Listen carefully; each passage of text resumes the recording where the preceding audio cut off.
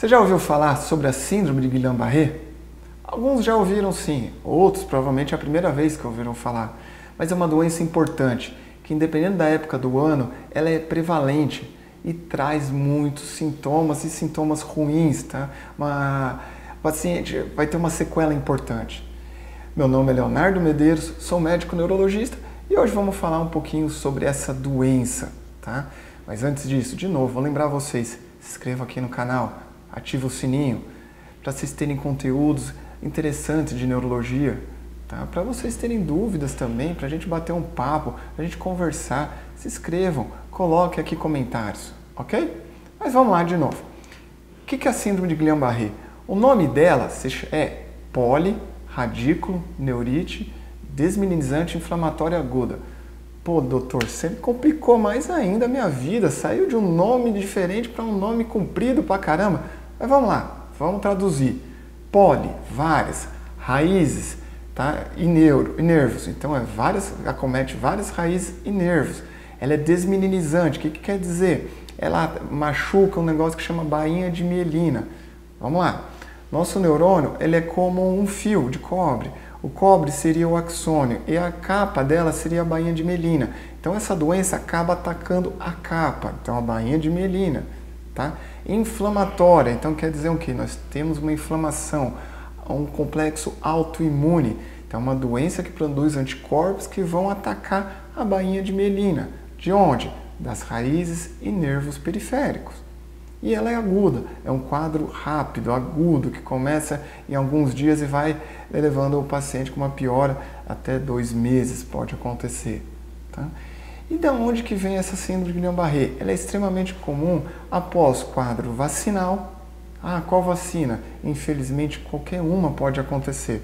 Então, vacina é tríplice viral, que é a cachumba, rubéola, sarampo, pode dar hepatite. A própria vacina do Covid teve casos de síndrome de Guillain-Barré. Vou fazer um parênteses, antes que falam que eu sou anti-vacina.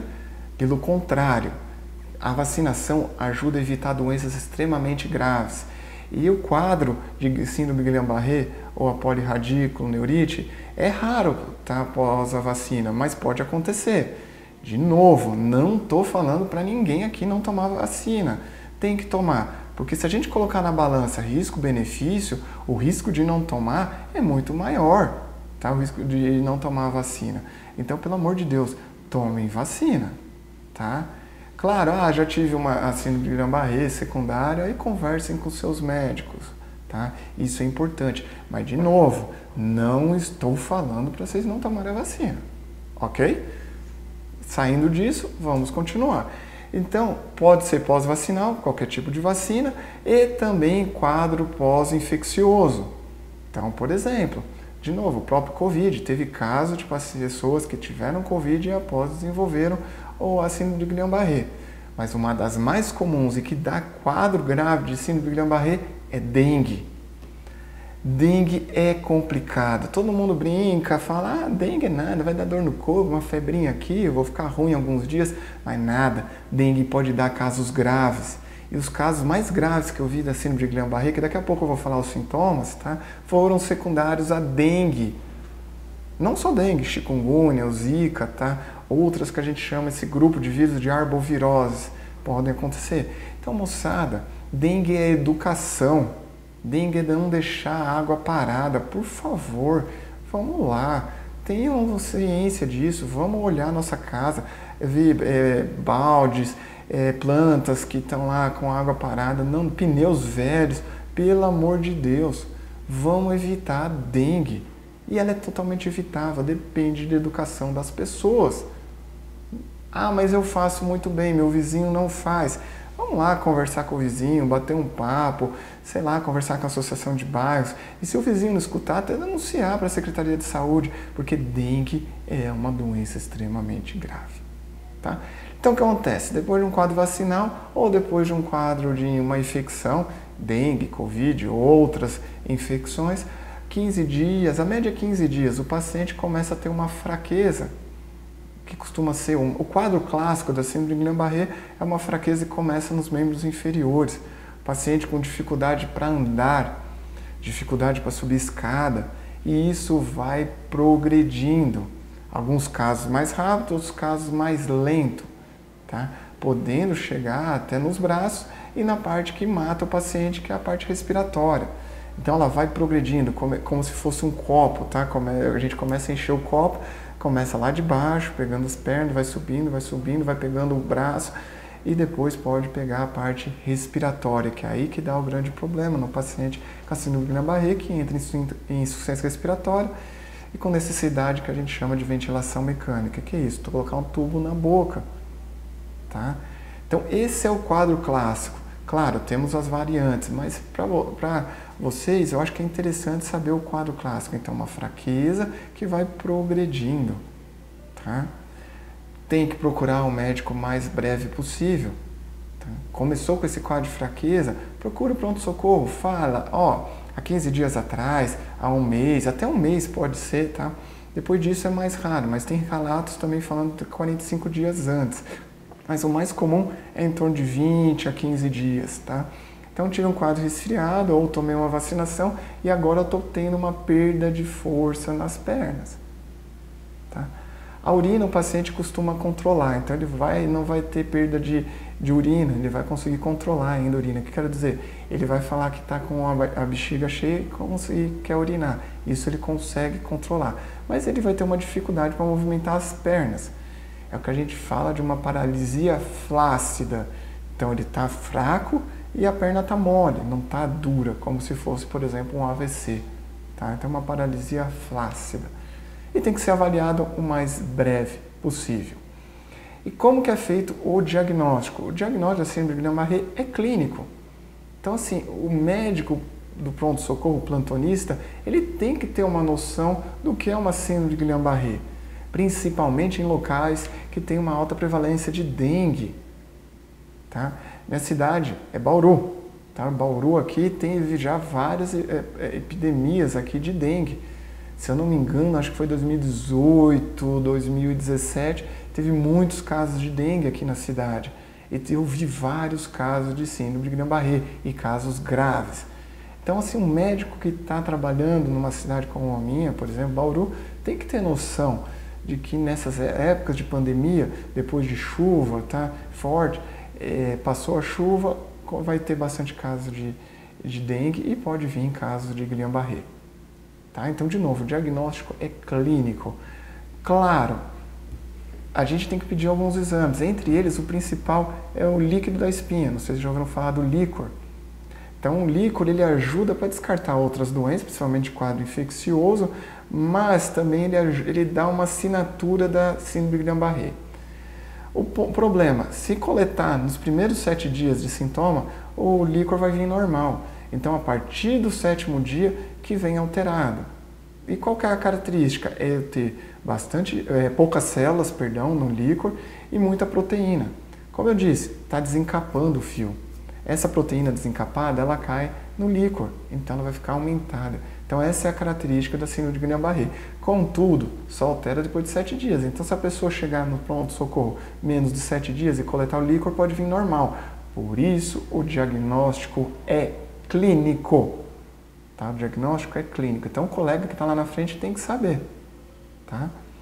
A síndrome de Guillain-Barré, o menos pior dela é o quê? Que ela é autolimitada. Ela costuma começar e ter um fim, tá? Que dura até 60 dias, pode acontecer isso. Alguns casos mais rápido, tá? O pico é mais rápido, depois passa. A gente precisa tratar todos os pacientes? Não, nem todos os pacientes precisam de tratamento, tá? Mas a gente tem que ficar de olho, porque se começar a progredir, tá? Tem que iniciar o mais rápido possível. E o melhor nível de evidência, tá? Os trabalhos mostram, são até o 15º primeiro dia. Então, os 15 primeiros dias de sintomas. Tá? Então, os 15 primeiros dias são os melhores para a gente iniciar o tratamento. Então, de novo, tem que ser reconhecido, pronto-socorro e o mais rápido possível procurar uma ajuda, tá? Para uma avaliação. Ok, quando que eu vou tratar? Principalmente quando o paciente está com dificuldade para andar. Tá? Acima de 10 metros, o paciente está com dificuldade, abaixo de 10 metros, ele não consegue andar mais de 10 metros, a indicação de tratamento. Tá? E qual que é o tratamento? Nós temos dois. A imunoglobulina, tá? Que é um remédio na veia que a gente recebe, e o outro é a que a gente chama de plasmaférese. Parece uma máquina mais ou menos de hemodiálise. Então, retira o sangue do paciente, filtra numa máquina, tira os anticorpos e devolve o sangue de novo. Tá? Essa é a plasmaférese.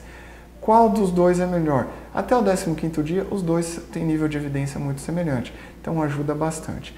Ah, mas ele vai curar, esse tratamento vai curar a síndrome de Guillain-Barré? Não, ela vai parar a evolução no meio do caminho. O que eu quero dizer? O paciente ele ia chegar num pico e ia ficar ruim, vamos lá, evoluir para uma cadeira de rodas, a medicação vai evitar com que ele chegue na cadeira de rodas, não vai chegar naquele pico. Ah, mas e aquela sequela? Aquela sequela o paciente tende a recuperar durante a fisioterapia, depois de que passou a doença. E essa recuperação pode durar até 1 ano. Ok? Então, às vezes, o paciente sai com uma sequela, mas ele está estável, aí o que a gente recomenda? Iniciar a fisioterapia o mais precoce possível. E essa recuperação pode acontecer até 1 ano. Então, de novo, o tratamento ele não cura, ele para a evolução da doença no meio do caminho. Ok? E é importante principalmente para aqueles pacientes que estão com dificuldade importante, para deambular, para andar, né, abaixo de 10 metros. E claro, aqueles que estão com insuficiência respiratória, que já estão com perda de força em membros superiores, nos braços, tem que entrar com o tratamento o mais rápido possível. A plasmaférese poucos lugares têm, só grandes centros têm, é uma dificuldade maior. A imunoglobulina o SUS oferece, tá? A plasmaférese também o SUS oferece, mas de novo, tem mais dificuldade para ter nos locais.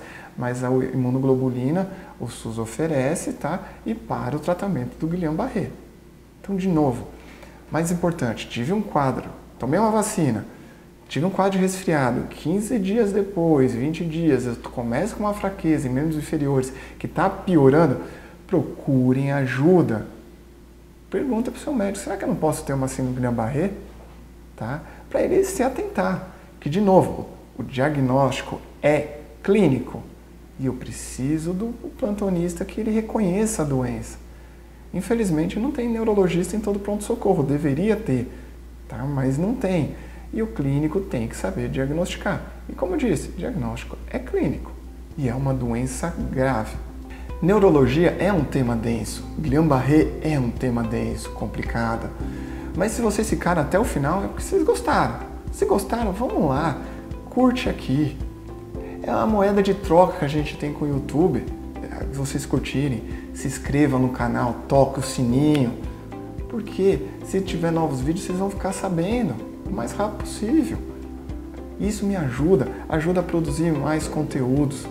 E também se tiverem dúvidas, mandem aqui embaixo, tá? Eu vou conseguir responder o mais rápido possível para vocês.